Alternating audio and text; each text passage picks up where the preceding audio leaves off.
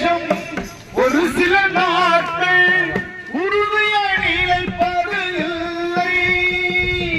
வழி தப்பி அழைந்து திரிகிறாய் உலகில், வழி தப்பி அழைந்து திரிகிறாய் உலகில். அறிந்து கொண்டாயோ முடிவை, இவ்வுலகத்தை நீட சமயம்.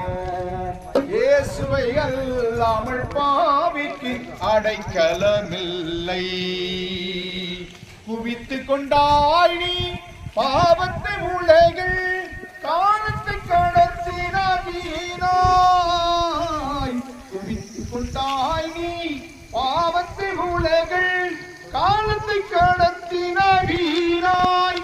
கர்த்தரையே நீ மறந்து ஜீவித்தாள், கர்த்தரையே நீ மறந்து ஜீவித்தாள். கேட்டதே உந்தன் சுருவோ, இவ்வுலகத்தை நீரிட சமயம். இயேசுவை அல்லாமல் பாவிக்கு அடைக்கலம் வேறு, இயேசுவை அல்லாமல் பாவிக்கு அடைக்கலம் இல்லை.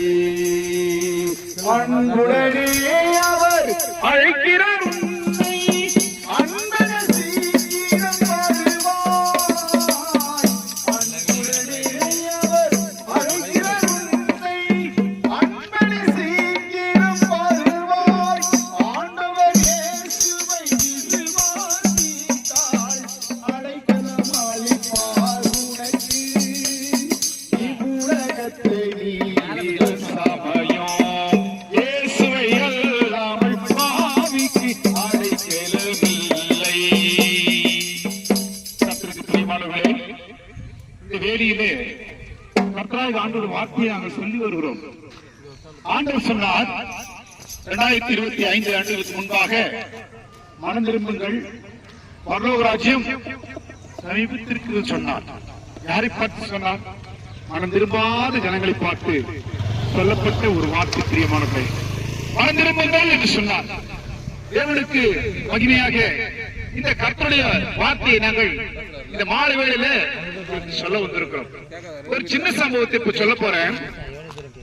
சங்கீதம் 55ஆம் அதிகாரத்தில் எடுத்து சொல்கிறது, பாம்பாட்டிகள் வினோதமாக ஊதினாலும் அவர் ஊதும் சத்தத்துக்கு செவிகொள்ளாதபடி தன் காதை அழைக்க செவிட்டு விரியன் போல் இருக்கிறாங்க.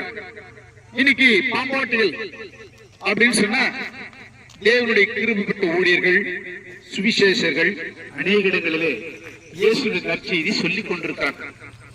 இது அநேக